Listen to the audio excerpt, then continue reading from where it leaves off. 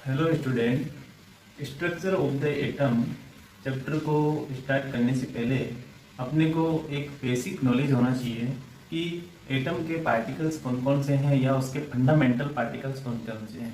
तो ध्यान रहे कि जो एटम है, एटम के अंदर आपको तीन पार्टिकल्स मिलेंगे और वो पार्टिकल्स हैं प्रोटॉन, इलेक्ट्रॉन और न्यूट्रॉन। प्रोटॉन जो है, प्रोटॉन पे पॉजिटिव चार्ज होता है, इलेक्ट्रॉन पे नेगेटिव चार्ज होता है और न्यूट्रॉन पे कोई चार्ज नहीं होता है, जैसा कि डायग्राम में दिखाया गया है। तो आपको एक एटम का डायग्राम इस तरीके से मिलेगा। उसके सेंटर में पॉजिटिव चार्ज होगा जिसमें प्रोटॉन और न्यूट्रॉन दोनों इंक्लूड रहेंगे और इलेक्ट्रॉन रहेगा जो इसके स्पेयर में दिखेगा। तो यहाँ इलेक्ट्रॉन पे जो चार्ज आ रहा है वो नेगेटिव चार्ज हमें रिप्रेजेंट करना है। बाद में बताएंगे नेगेटिव चार्ज क्यों है।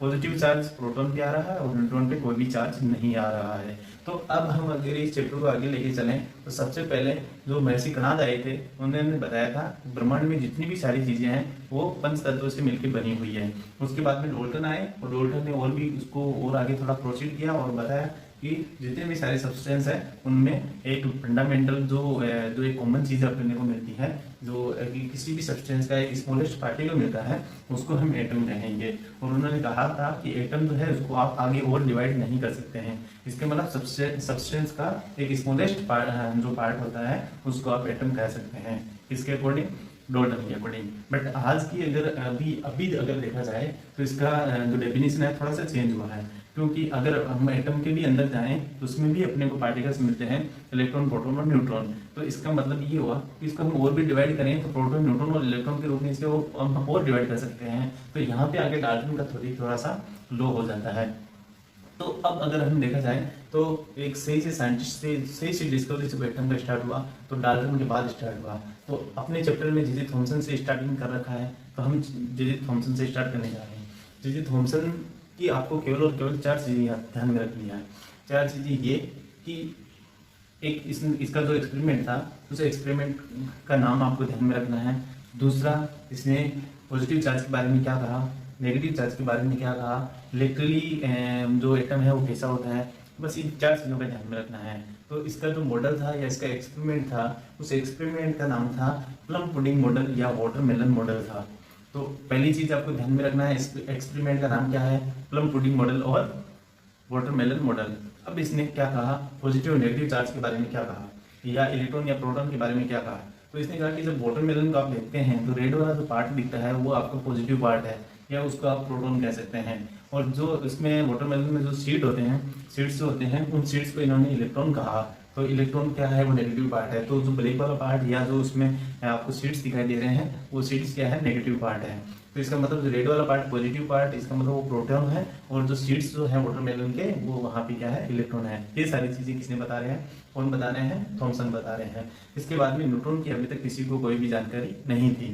तो इन्होंने क्या किया, एक डायग्राम से बताया कि इस तरीके से जैसे वाटरमेलन है, इसका रेड वाला पार्ट है वो तो सारा का सारा क्या है, पॉजिटिव पार्ट है। वो तो सारा का सारा क्या है, पॉजिटिव पार्ट है। और इसका नेगेटिव पार्ट जो है वो क्या है, इसके सीड है। तो इस तरीके से इसने क्या किया कि अपना सब कुछ बताया कि पॉजिटिव पार्ट बताया, नेगेटिव पार्ट बताया।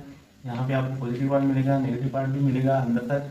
तो जो सीड जिस तरीके से होते हैं वो नेगेटिव पार्ट भी होते हैं और जो रेड वाला पार्ट जो होता है वो आपको पॉजिटिव पार्ट होता है। तो इसके मतलब कंक्लूजन ये निकला है कि रेड वाला पार्ट जिस तरीके से कि अगर एक एटम है तो उसके स्पेयर में पूरा पॉजिटिव पार्ट फैला हुआ है और उसके अंदर कहीं कहीं आपको नेगेटिव वाले चार्ज दिखेंगे। दूसरा, आगे इसने ये बताया कि ये तो इस तरीके का एटम हुआ। स्पेरिकल में क्या रहा कि स्पेयर में आपको पॉजिटिव चार्ज मिलेगा एटम का और इलेक्ट्रॉन जो एमिटेड है मतलब सीड की तरह आपको इलेक्ट्रॉन मिलेंगे। और इसके बाद में इसने कहा कि जो एक एटम जो होता है वो इलेक्ट्रिकली न्यूट्रल होता है। इलेक्ट्रिकली न्यूट्रल का मतलब ये हुआ कि इसमें दो चार्ज अपने को दिख रहे हैं, एक पॉजिटिव चार्ज दिख रहा है और एक अपने को नेगेटिव चार्ज दिख रहा है। इसका मतलब number of electron equal to number of proton, कि जब नंबर ऑफ जो इलेक्ट्रॉन के नंबर है और प्रोटॉन के नंबर है दोनों अगर सेम नंबर में रहेंगे या दोनों के नंबर सेम रहेंगे या दोनों की संख्याएं सेम रहेगी तो जाके ये क्या हो जाएगा, इलेक्ट्रिकली न्यूट्रल हो जाएगा। तो इसने कहा था कि किसी भी एटम में जितने प्रोटॉन होते हैं उतने ही उसमें इलेक्ट्रॉन होते हैं और जनरली अगर देखा जाए तो कोई भी एटम हो वो आपका इलेक्ट्रिकली न्यूट्रल होता है। तो इस तरीके से इन्होंने ये वाले सारी चीजें कंक्लूजन बताए और ये वाले कंक्लूजन बहुत दिनों तक चले। इसके बाद में जब रदरफोर्ड आए तो ये वाला नियम क्या हो गया, फेल कर गया।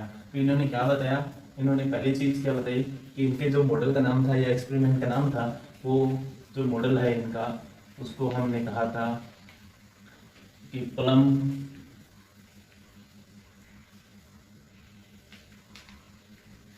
पुडिंग मॉडल, या हम कह सकते हैं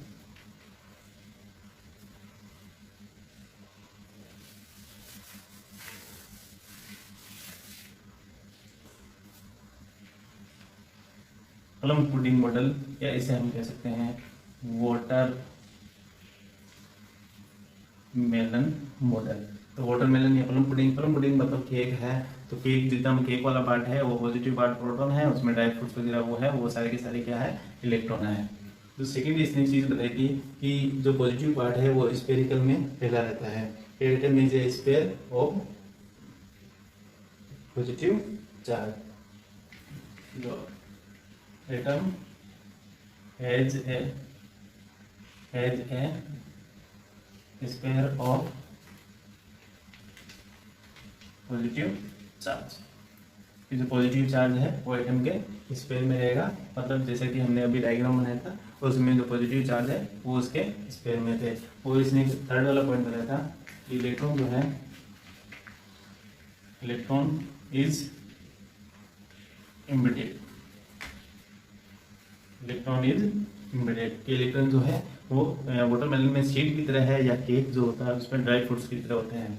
और इसने एटम को इलेक्ट्रिकली न्यूट्रल बताया। इसने कहा कि atom generally is electrically neutral होता है, तो इलेक्ट्रिकली न्यूट्रल का मतलब हुआ, इलेक्ट्रिकली न्यूट्रल का मतलब हुआ कि number of electron equal to number of proton. तो आपको ये सारे कैलकुलेशन लिखने हैं इसके जैसे थॉमसन के। तो चार चीज़ें हमें ध्यान में रखनी है कि इस मॉडल का नेम जो दिया था इसने प्लम पुडिंग मॉडल या वाटरमेलन मॉडल कहा। दूसरी चीज़ इसने atom has a sphere of positive charge. तो जो एटम का जो पॉजिटिव चार्ज है वो स्फेरिकल स्फीयर टाइप में रहेगा, उसमें बिखरा हुआ रहेगा, फैला हुआ रहेगा। तीसरा तो एक इलेक्ट्रॉन इज एम्बेडेड, इलेक्ट्रॉन जो है वो जो वाटरमेलन के जो सीड्स होते हैं उस तरीके से यहाँ पे इलेक्ट्रॉन फैले रहेंगे। Atom generally is a electrically neutral, कि एटम जो है वो जनरली आपको इलेक्ट्रिकली वो न्यूट्रल मिलेगा।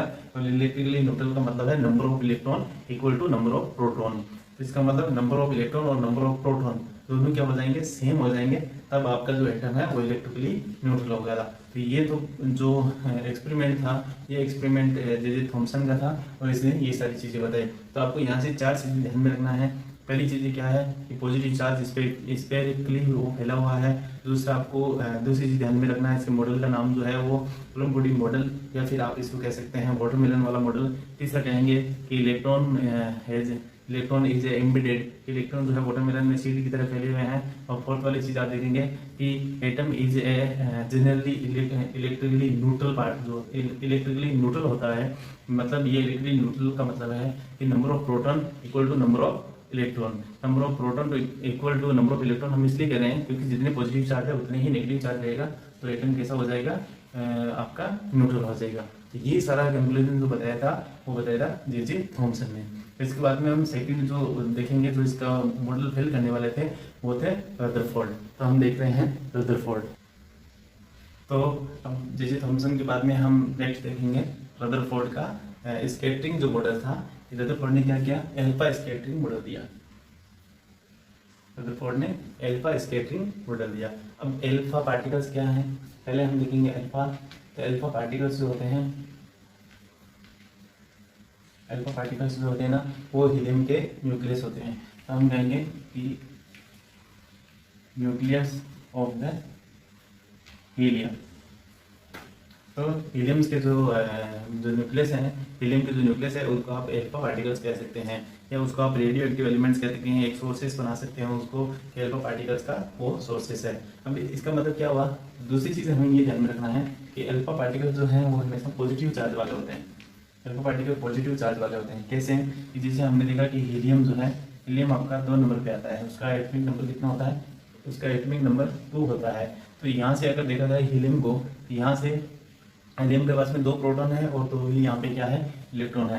तो अगर हीलियम का आप डायग्राम बनाएं इस तरीके से, ये न्यूक्लियस पार्ट हो गया, इसके अंदर प्रोटॉन आ गए और 2 इलेक्ट्रॉन यहाँ पे है। अगर हम इलेक्ट्रॉनों को एनर्जी देकर बाहर कर दें, यहाँ से अपने पास में 2 पॉजिटिव बचेगा। इसका मतलब हीलियम पे 2 पॉजिटिव आ जाएगा, और यहाँ पे केवल और केवल क्या बचे हैं, इसके पास में प्रोटॉन बचे हैं। इसका मतलब ये जो न्यूक्लियस बचा है, केवल और केवल क्या बचा है, न्यूक्लियस बचा है। ऊपर का सेल यहाँ पे क्या हो गया है, खत्म हो गया है, डिस्ट्रॉय हो चुका है।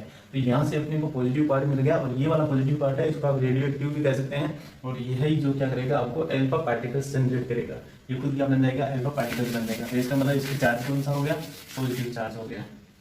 ठीक है, तो इसने बताया कि एल्फा पार्टिकल्स जो हैं वो न्यूक्लियस ऑफ हीलियम्स होते हैं, और ये इस पे चार्ज जो होता है वो कैसा चार्ज होता है, पॉजिटिव चार्ज होता है। अब इसने क्या किया था, इसने एक गोल्ड का एक थिन लेयर लिया था, एक गोल्ड फॉइल लिया था, या हम कह सकते हैं गोल्ड का एक थिन लेयर लिया था, और उस लेयर पे क्या किया इसने, एल्फा जो पार्टिकल्स थे उनको उसके साथ उसके ऊपर डाला, उस पर टक्कर लगवाई, या उसे एल्फा गन जो थी, या एल्फा उसके पास में जो सोर्सेज थे उसके द्वारा उसने क्या किया, एल्फा जो पार्टिकल्स थे उनको उसने जो ये गोल्ड की जो फॉइल थी उस पर डाला। जब गोल्ड की फॉइल पे इसमें डाला था, तब क्या हुआ कि बहुत सारे पार्टिकल्स जो थे ना वो एक स्टेट ट्रेवल करते हैं बिना डेविएटेड हुए, वो एक स्टेट में वो क्या हो गया, ट्रेवल हो गया, मतलब सीधे निकल गए। उनमें से कुछ पार्टिकल जो थे वो एटम के सेंटर तक गए, एटम के सेंटर तक जाने के बाद में एक स्मॉल एंगुलर पे वो वहां से डिफ्लेक्ट हो गए। अभी मैं डायग्राम में बताऊंगा किसी किसी क्या हो रहा है। एक स्मॉल जो अपने सेंटर तक गए ना, एटम के सेंटर तक गए, और एटम के सेंटर तक जाने के बाद में वो एक स्मॉल एंगुलर में वहां से क्या हो गए, रिफ्लेक्ट हो गए। फिर उसने देखा कि मतलब हजारों में से कोई एक ऐसा था अल्फा पार्टिकल जो उसके सेंटर तक गया, सेंटर तक जाने के बाद में वापस से रिवर्स 180 डिग्री का एंगल बनाते हुए वापस से रिवर्स हुआ। तो उसने देखा कि डिफ्लेक्ट हुआ है, इसका मतलब जो मैं ये पॉजिटिव चार्ज वाला एल्फा पार्टिकल दे रहा हूँ, इसका मतलब डिफ्लेक्ट हो रहा है, तो सेम चार्ज जो होता है वही रिपल्सन कर सकता है। इसका मतलब जो एटम है उसके कहीं ना कहीं सेंटर में पॉजिटिव चार्ज है, उसके कहीं ना कहीं सेंटर में पॉजिटिव चार्ज है, इसीलिए ही वो एल्फा पार्टिकल्स को वहां से क्या कर रहा है, डिफ्लेक्ट कर रहा है। अच्छा, ये कंक्लूजन निकला। सेकंड, उसने देखा था कि जो एक पार्टिकल, हजारों में से जो एक पार्टिकल्स गया था, वो पार्टिकल्स एकदम सेंटर में जाने के बाद में वापस बैक बाउंस हो गया, वो रिवर्स आया 180 डिग्री पे। तब उसको पता लगा कि कहीं ना कहीं एक हेवी पॉजिटिव चार्ज है सेंटर के अंदर, जो इसी वापस को इसको क्या कर रहा है, रिफ्लेक्ट कर रहा है 180 डिग्री पे, जो रिवर्स होकर बैक बाउंस हो रहा है। तो इस तरीके से उसने एक पूरा आइडिया लगा कि बहुत सारे जो पार्टिकल्स हैं वो सीधे जा रहे हैं।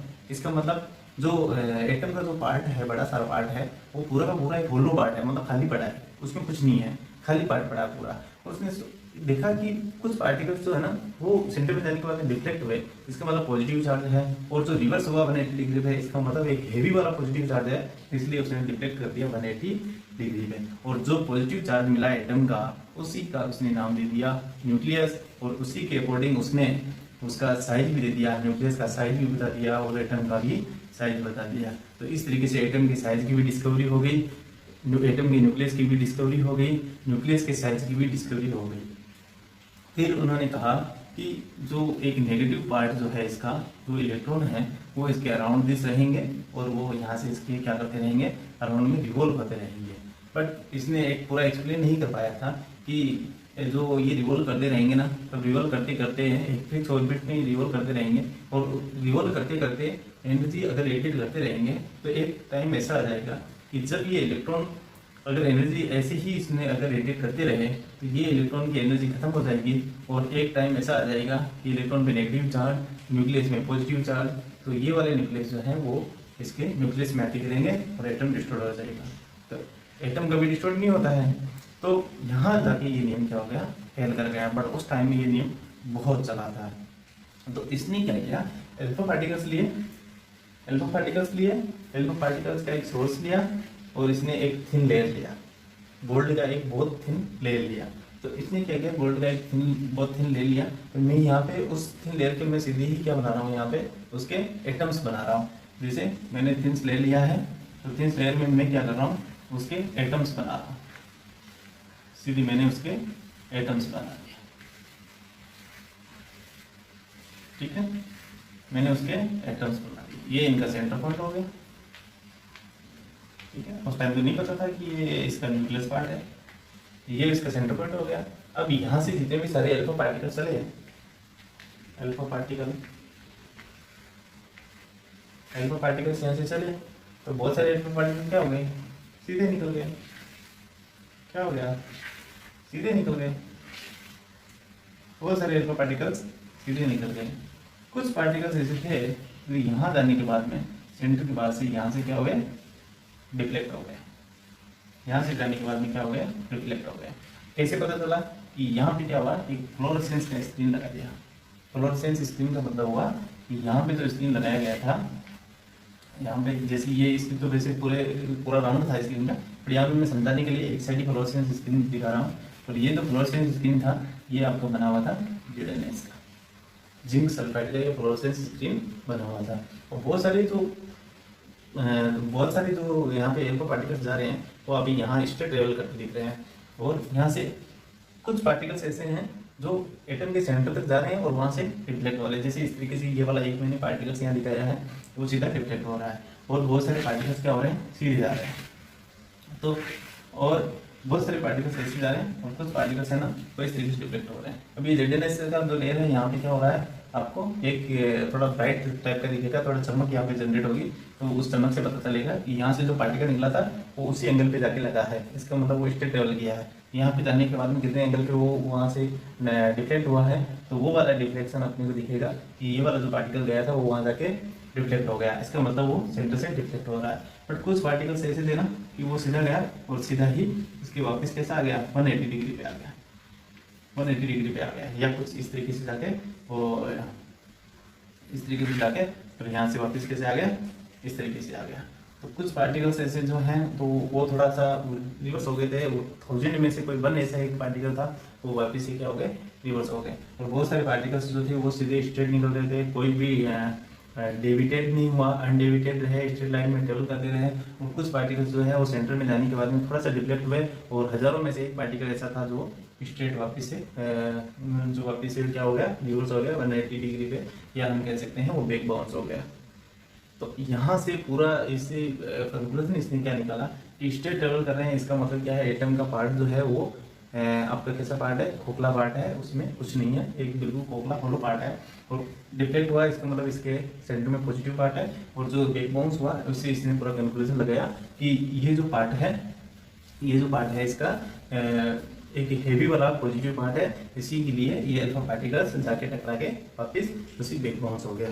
तो ये वाला इसने पूरा कंक्लूजन किया। और इसने ये भी बताया कि जो इलेक्ट्रॉन है वो एटम के अराउंड क्या करते रहते हैं, या उसके न्यूक्लियस जो होता है हेवी वाला पार्ट, पॉजिटिव हेवी वाला पार्ट जो होता है, उसके न्यूक्लियस के अराउंड में वो क्या करता रहता है, रिवॉल्व करता रहता है। तो यहाँ से ये वाला उस टाइम में बहुत ज़्यादा हिट हुआ था। और ये वाला थोड़ा मोस्टली रहता है पेपर लेवल पर भी, आपको कहीं भी पता जा सकता है इसके बारे में। तो इसके जो आप नोट्स इस पर लिख सकते हैं, साथ ही साथ में अल्फा पार्टिकल्स के नोट्स आप साथ ही साथ में देख सकते हैं। तो इसमें आप पहला पॉइंट नोट करेंगे कि 99.9% पार्टिकल 99.9% पार्टिकल पास्ड अनडेविएटेड, कोई भी डेविएटेड नहीं हुआ, सारे के सारे स्ट्रेट लाइन में निकल गए। सेकंड आप यहाँ नोटिस करते हैं, some of the alpha particles were deflected by small fingers. Some of the alpha particles were deflected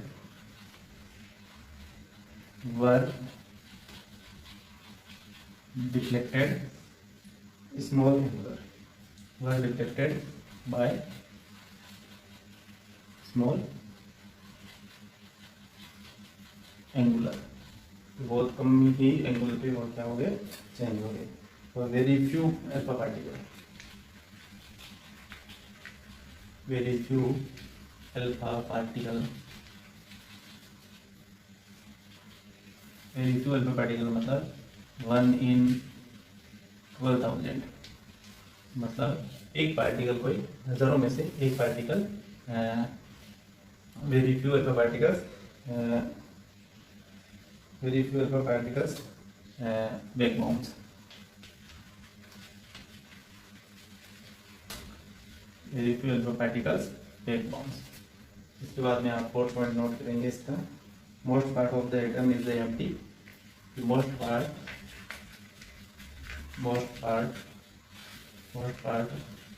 of the atom is, most part of the atom is empty, आप कह सकते हैं फुल। बहुत सारा पार्ट जो है इसका वो खाली ही है। फिफ्थ वाला पॉइंट आप लिखेंगे, positive part in the atom at the small space. Positive part जो है वो एक स्मॉल स्पेस में, तो positive part in the atom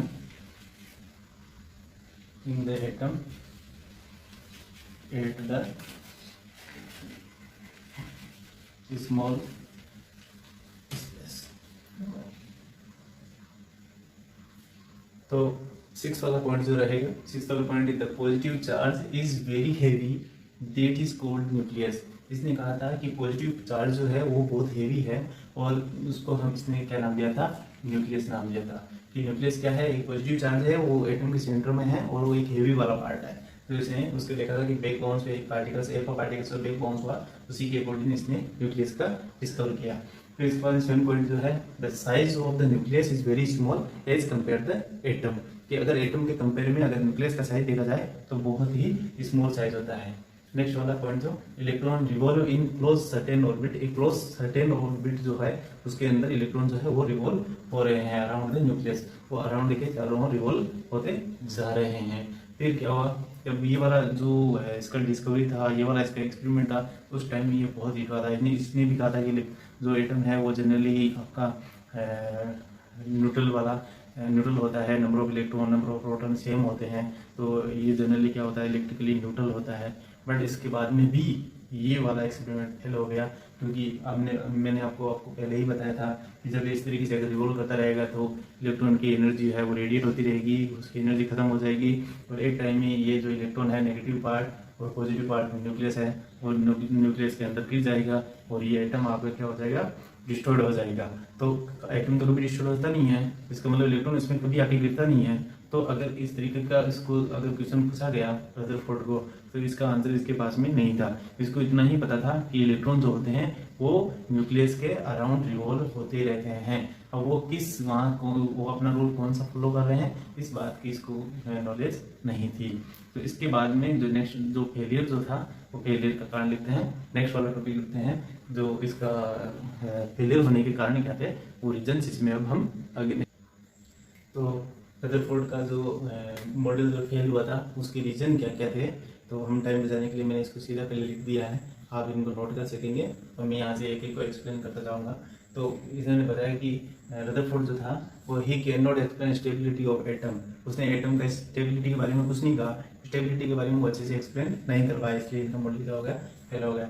the revolution of the electron in a circular orbit not expected to be stable, कि अगर ये जो रिवोल्यूशन करता रहेगा ना तो इसमें स्टेबिलिटी के बारे में अगर इसको पूछा गया तो उसको इसकी अच्छे से जानकारी नहीं थी, तो इसने स्टेबिलिटी के बारे में इसने कुछ नहीं बताया कि सर्कुलर मोशन कर रहा है, एक सर्कुलर ऑर्बिट में चल रहा है, जिसकी एनर्जी खत्म हो रही है तो स्टेबल कैसे है, जिसके पास में कोई इसका नॉलेज नहीं था और उसने इसका कोई भी आंसर अच्छे से नहीं कर पाया था।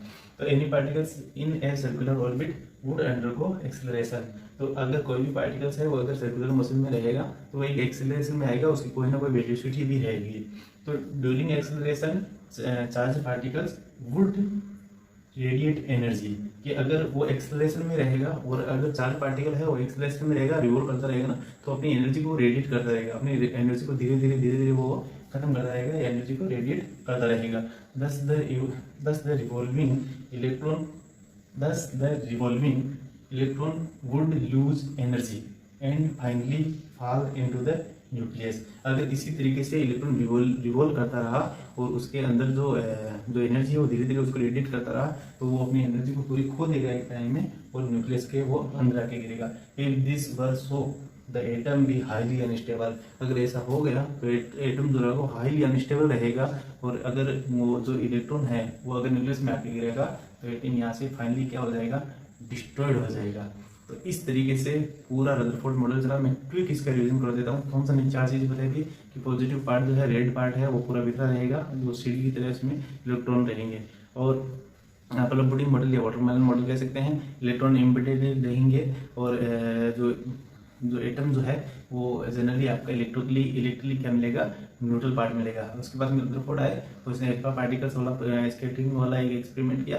उसने अल्फा पार्टिकल्स उस पर गोल्ड की जो फॉइल थी, थिन फॉइल पे डाले, और वो वाले पार्टिकल्स जो थे सारे के सारे बहुत सारे पार्टिकल स्टेट जा रहे थे, और कुछ पार्टिकल्स थे जो स्मॉल एंगुलर पे डिफ्लेक्ट हो रहे थे, और एक पार्टिकल ऐसा था वो रिवर्स आ रहा था। तो उसने इसलिए पूरा कंक्लूजन निकाला कि जो एटम का जो पार्ट, बड़ा वाला पार्ट है, वो एक होलो पार्ट है, और उसके सेंटर में कहीं ना कहीं पॉजिटिव है जो स्मॉल एंगुलर पे कुछ पार्टिकल्स को डिफ्लेक्ट कर रहा है, और कुछ पार्टिकल, एक ऐसा पार्टिकल था तो रिवर्स हो रहा है। इसका मतलब हेवी वाला पॉजिटिव पार्ट इसके सेंटर में है। उस पॉजिटिव वाले पार्ट को इसने न्यूक्लियस वाला पार्ट कह दिया था। और एक चीज़, हाँ, रदरफोर्ड ने इसमें जो इसका जो साइज था एटम का और न्यूक्लियस का, तो इसने न्यूक्लियस और इसका जो साइज दिया था वो भी मैं डाल देता हूँ यहाँ पे। इसने एटम का जो साइज दिया था वो दिया था, इसने atom size of the atom वो दिया था 10⁻⁻10 मीटर, और इसने न्यूक्लियस का साइज दिया था, size of the nucleus, size of the nucleus ने दिया 10⁻15 मीटर। इसने इन दोनों का सही दिया, न्यूक्लियस दिया। तो हम कह सकते हैं कि न्यूक्लियस का जो डिस्कवरी हुआ है वो रदरफोर्ड ने किया है। इनका साइज जो दिया है रदरफोर्ड ने दिया है। रिवॉल्विंग इलेक्ट्रॉन करते हैं। एनर्जी के बारे में ये बता नहीं पाया था कि एनर्जी रेडिएट होती है, कैसे होती है, और ये नहीं बता पाया कि एक्सप्लेन नहीं कर पाया कि स्टेबिलिटी कैसे रहती है।